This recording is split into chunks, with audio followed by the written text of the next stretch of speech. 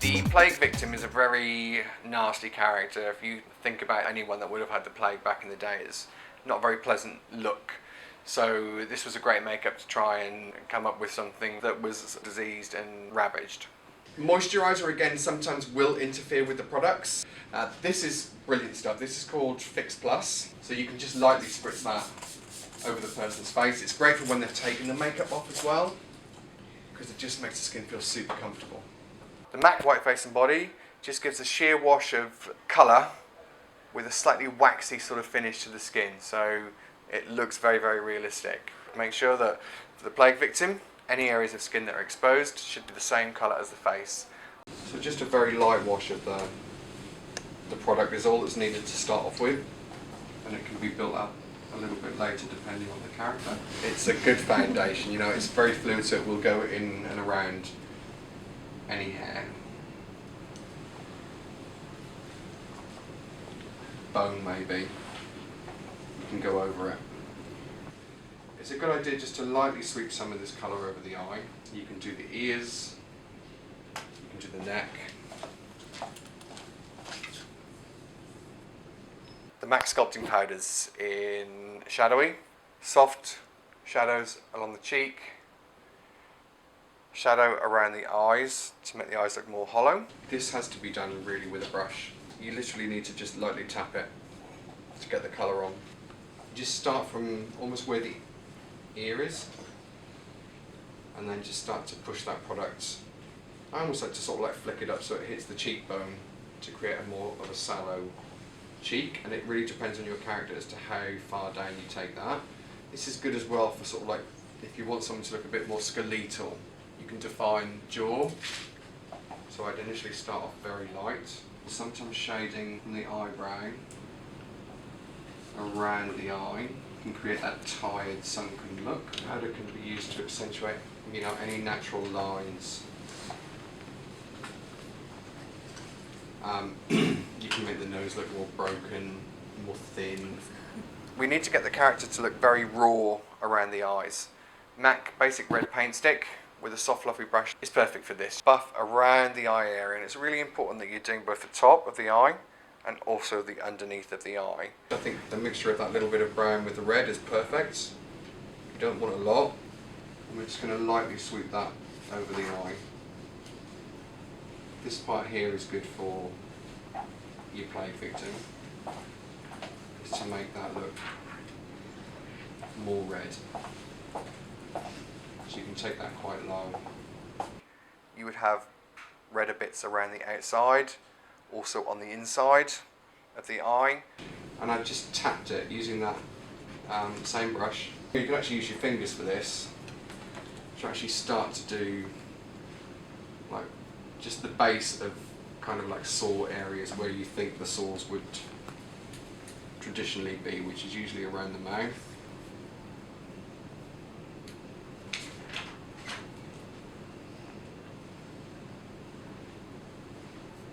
You can start to use little bits of purple as well, just on the inner corner of the eye.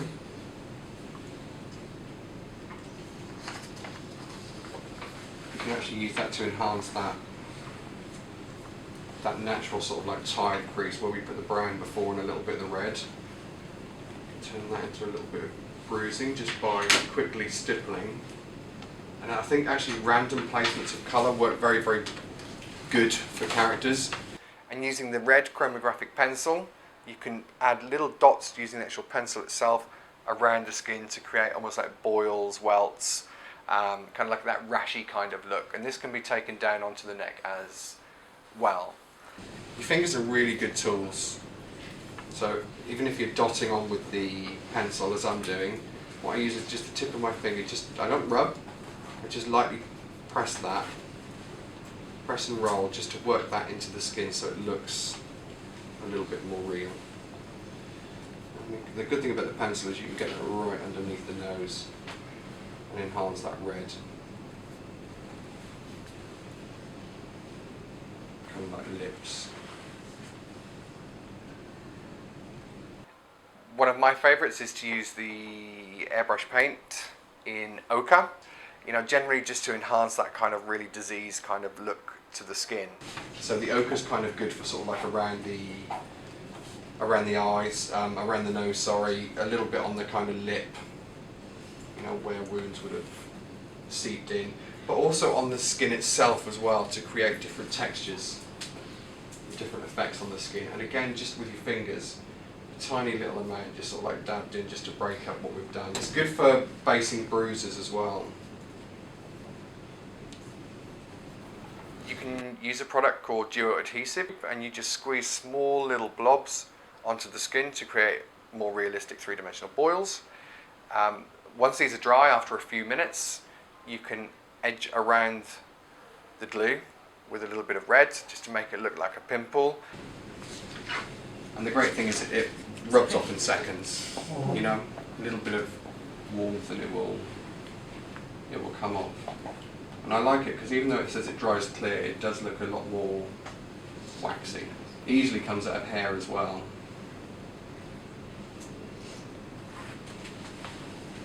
M.A.C clear brow sets can be used to comb the eyebrows up.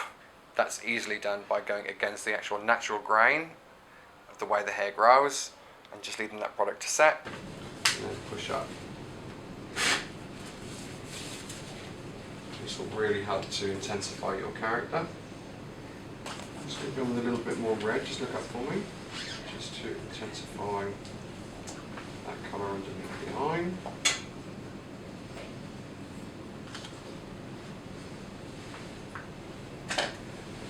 So just a light dusting of grey kind of like on the lip. More on the inside than over the whole lip. Just create that little bit of a shadow. Don't be afraid to take it sort of slightly further out as well. And then any extra I'll use just to enhance that contour. You see it kind of gives it more of a bluey, like the circulation is not very good. Perfect finishing touch for this character is a product called M.A.C All Over Gloss. Apply it with your fingers, especially around the nose, to make it look all wet as though it's been running. You can add some of the gloss into the mouth as well, and going down the chin. So, you know, certain things can be toned down, but I just think in these key areas for sort of, you know, plaguey sort of victims, men, women, the gloss is a really great addition. There's no need to saturate the character in blood. The chances are it could have just been something, maybe a boil that's popped or exploded. Get a toothbrush. You can use the M.A.C Red Chroma Cake, which is the water activated product, making sure the blood is really more runny, more watery. Put the mixture onto the toothbrush and then use your thumb just to flick that. And I would spray it onto the neck. Neck, a little bit of the side of the face, you'll get a very realistic finishing effect. So you get like a little splatter as opposed to too raw.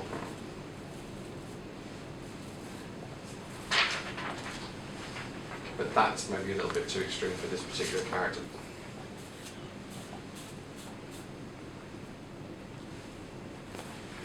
Also think about the hands.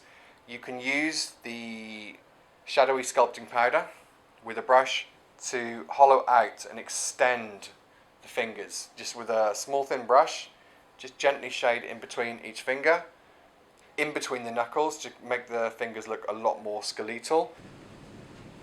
You avoid the knuckle area, you just do little half moon shapes in between, and then extend that up.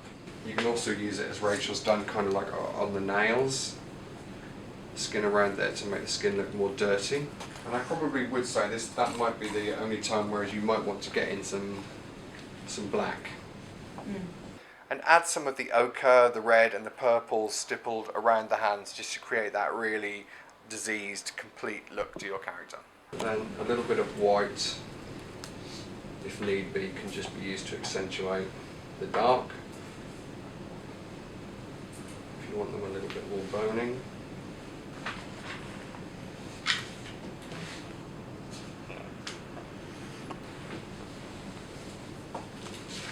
Okay.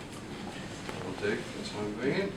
Got that stuff. You can see how the latex is now start to dry down. They're a little sort of like white pimples, and if you push them before it dries, They almost go into little open sores, and sometimes you can even peel them, especially around the sort of like mouth and cheek area, and make it almost look like dry skin. But it's the subtlety in that I think freaks people out more than a huge big wound on the head.